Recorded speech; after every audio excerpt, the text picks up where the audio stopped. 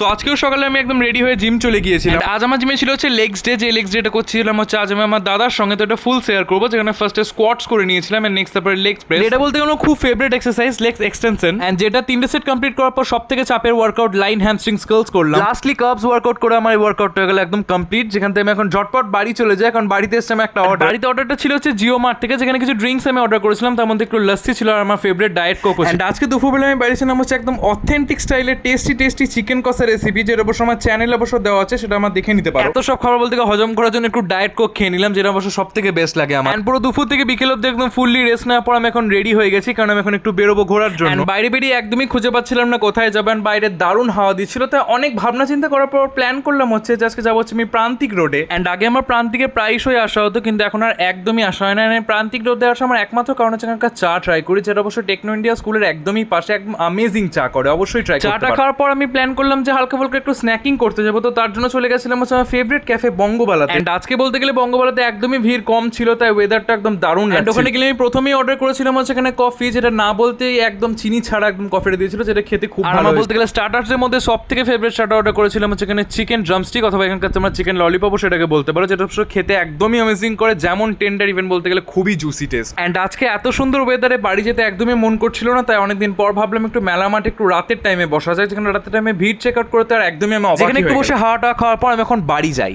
বাকি আজকের ভিডিও ছিল এতটাই, আবার দেখা হবে কালকে একটা নিউ ভিডিওর সঙ্গে। বাই।